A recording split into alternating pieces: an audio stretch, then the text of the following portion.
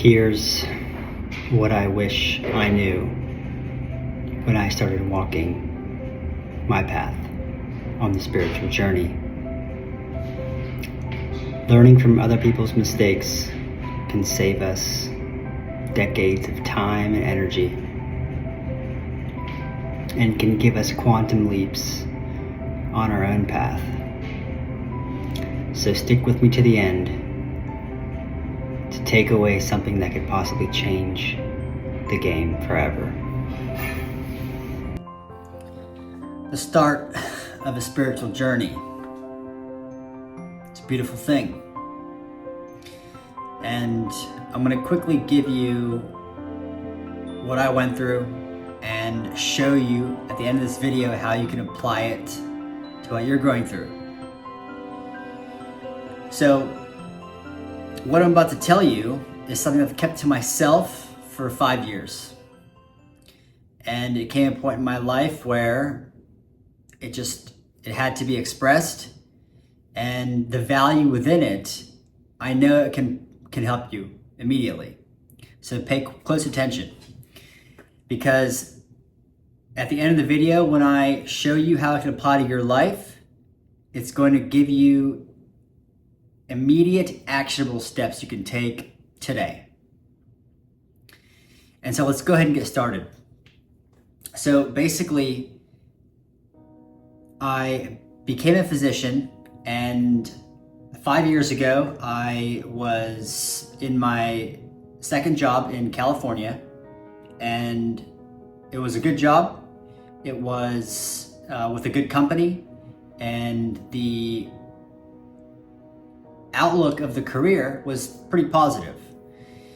But I looked around and I looked at my mentors, the doctors who had been working there for 20, 30 plus years. And there was a general sense of dissatisfaction that I was observing from them. While that was happening, I was also going through my own awakening process. And I didn't understand what was happening when it started. But about 5 years ago, it was around the time of COVID. And at this time, I started to have these wild dreams. And they were dreams that were very vivid. It almost felt like it was more real than what we consider our real lives. And I was having dreams, I was having layers of dreams, where I was in a dream and then I would go to sleep in the dream and then I'd wake up and I'd be in another dream. And it was bizarre. I started to get very concerned when it was happening. I didn't know what it meant. And as through these dreams, they became more and more vivid to the point where I was really distracted and shaken up during the day. And I started to ask questions, where is this coming from? What does it mean for the state of where I am right now? And does that mean something's wrong with me? And do I need to get checked out by, go to somebody to let me know whether these dreams are abnormal or not? Or do I need to change anything with my regimen or my diet? Or I had all these questions. And basically, I started to do a lot of journaling. I started to do a lot of meditation. I started researching the unconscious, the shadow, what consciousness is, the subconscious, how, the different types of memory we have, what that means in terms of, our functional capacity. And I started to kind of ask myself questions that I didn't normally ask myself. And those questions were what is my purpose? I was going to work. I was feeling this kind of mundane, run of the mill, going with the motions just for the sake of it. wasn't really finding much fulfillment in my work. And as I said, I started looking around at my colleagues, my older colleagues, and they looked incredibly frustrated most of the time. Venting a lot, complaining a lot about, the way that medicine was, and, how dealing with all these changes with COVID, and people were pretty frustrated. And so I asked myself whether I wanted to be in those shoes in 20 or 30 years. And the answer was no. And the time to take a leap of faith was right now. So I made a drastic decision. I'm a fairly conservative person, and I decided to quit my job and sell my car and most of my personal belongings, and moved across the country and started diving into spiritual study, like deep. I tried to get my hands on every possible book. I tried to do every possible exercise. I traveled. I went to multiple plant medicine retreats. I talked to multiple shamans, multiple healers, spiritual leaders, and I started to kind of piece together what was happening for my own journey. And basically, when I quit my job, I thought, you know what? I'm going to become a spiritual teacher. That's what I'm going to do. And I was excited about it. I was like, I'm ready. I can do this. And little did I know what I was getting myself into.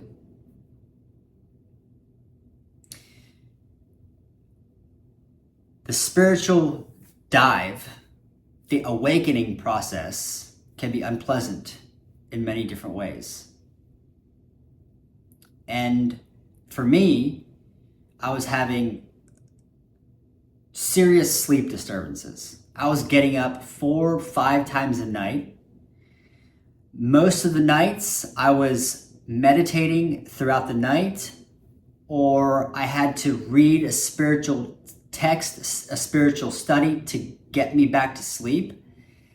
I was having multiple vivid dreams on most nights, and some of them were terrifyingly frightening.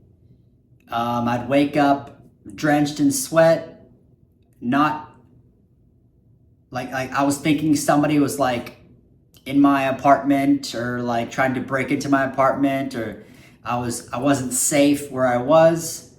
I had vivid, strange, like alien type nightmares where I was on other planets, waking up and going to sleep in the dream, and then waking up and then being in another dream. This happened multiple times. And what I was discovering slowly was that the spiritual path is one of increasing awareness. And what that means is it has nothing to do with intelligence. Intelligence and awareness are two very different things. And the spiritual path is a marked increase in awareness to what is happening inside. You start to develop such a deep connection with what's going on inside that you become aware of more. And the things that you become aware of were actually already there, but now you're noticing them. Which means that these dreams, these vivid, lucid stuff happening at night was always happening, even when I was a kid, but I wasn't aware of it. And now with my awakening process, I was starting to become lucid, and when I would wake up, I had vivid recall of like the small details of the dream. And so what that parallels what also happens as you become aware of what's happening while you sleep. You also become aware of the emotions that you're feeling, throughout the day and the thoughts that you have. And so sometimes when I would meditate, I would be listening to, the voices in my head, and it sounds like something crazy, like the voices in my head. Stereotypically, that's what we think, but we all have this. We all have multiple voices going on in our head all the time, and it's a social stereotype that deems that to be like, okay, that means you're going crazy. It's just a label. It's a biased. And so what that means is, if you can hear those voices, that means that you're becoming aware of what's already going on inside. And so as you go on this path, you start to notice feelings and thoughts that you didn't know were there. And when this happens, this can be very uncomfortable, because you hear the good thoughts, but you hear also the shadow. The unconscious shadow starts to become conscious, and it's not pleasant because it's very dark and you can start judging yourself. So on this journey, one thing that is very important is to remember self-compassion, that you're so complicated, the psyche is so complicated that for you to judge yourself for having a negative thought is going to make your journey much more difficult. And so that's something I had to learn the hard way, because I kept running into this unconscious shadow, these dark, shadowy thoughts, and I would judge myself for having those thoughts. And then the cycle would continue. The shadow would grow larger. So that was the beginning of my spiritual journey, this awakening process with these dreams, this lucidity at night, the sleep disturbances. And what ended up happening was I started to look into the lives of spiritual teachers. And this is when I start to have a profound respect for what they do, what they have done. Because a spiritual teacher leads by example. And when I first started this journey, I was just like, I'm going to become a spiritual teacher. And I thought I was there. And when I made that intention to do that, then the universe was listening to my intention, and it said, here, if you really want to do this, this is what you must go through. And that's when I started to wake up in my dreams. And things started to get very rocky. And so I questioned myself. I was like, should I go down this path? Should I do this? Am I ready for this? And I started to learn about different spiritual teachers like Sadhguru or Eckhart Tolle or Krishnamurti. And these spiritual gurus were describing their relationship with attachments. And what attachments are essentially are any object, person, place, or thing, or even idea that you hold on to for a feeling of security. And this includes the people in your lives, the relationships you have. Ramana Maharshi was a teenager when he left his home to just go off into the mountains. Could you imagine, telling your parents, I'm going off into the mountains to walk this path? And, he was such an enlightened being that he changed hundreds of thousands of lives. And he did this through the process of relinquishing attachments. And so when I found this stuff out, I started to think, okay, for me to be effective, for me to effectively help somebody through spiritual means, I have to have walked through that path a little bit at least. I have to at least understand what it means to relinquish attachments. So this is where things got difficult, because I stopped talking to many of the people that I care about. I created distance. I lost touch with most of my friends. I kept in touch with mostly my parents and my brother, and I stopped socializing. Before that, I was always out visiting friends, traveling, going to concerts, and having fun and being social. And I was leaving that behind me for the moment. And it was particularly difficult because I didn't know how to explain this. I didn't know how to tell my friends or my family that, for me to walk my path, I must create some separation for at least some time. I need to be with myself. I need to understand what this path means for me. I need to walk it before I can help people. And so that's when I got rid of my car, my condo, most of my personal belongings, quit my job, and just started walking down this path. And I fell. I fell and I got up, and I fell and I got up, and it was 5 or 6 years doing this repeatedly, and the journey is obviously not over. The journey is the path. This will continue. And so I wanted to make this video because there's lots of people that I've lost touch with, and I wish it didn't have to be that way.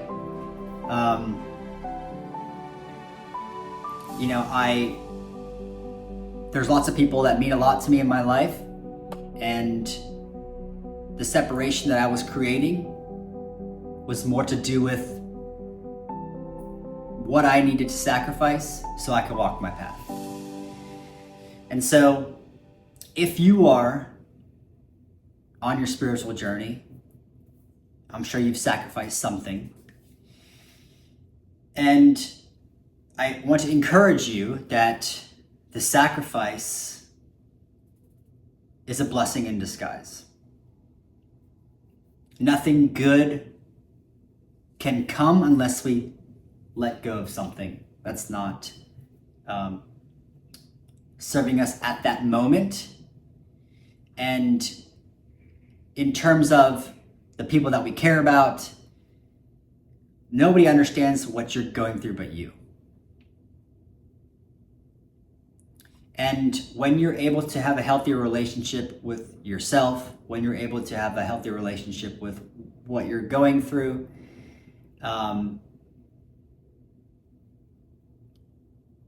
you're going to fall and then get back up, and fall and get back up. And that's something that the relationship to that process will change. And so as you keep doing this, you start to see that the person falling and getting back up and falling and getting back up is not really even actually you. That's the old self. That's the lower self. And Michael Singer, one of my favorite spiritual authors, the author of the book Living Untethered, Surrender Experiment, he has a wonderful way of explaining these moments, and he starts to describe that in the spiritual journey, you're essentially shedding this lower self. And it feels like a small, like you're shedding your skin. And when that happens, you start to see and look for things to let go of on purpose. What can I find out about my lower self that I can let go right now? And lay it at the feet of the Creator. It's not serving me. Who am I underneath this layer of skin that's not serving me? And how can I shed it? And so I wanted to make this about attachments. I wanted to make this video to give my respects to people that I've lost touch with. I wanted to pay my respect to the seeker for your courage. And even if you're not spiritual and you're not really seeking, to acknowledge that, to acknowledge your existence and your right to not choose to walk the spiritual path. We're all our own creative beings, and we're here to do what we're here to do, and everybody has free will to choose whether they go left or right. And if you are at that place where you're at the beginning of your spiritual journey and you're experiencing these difficult moments, make sure you have good support. Make sure you are reaching out to others going through the same thing you're going through, and make sure you find a community which shows you compassion as you show yourself compassion as well.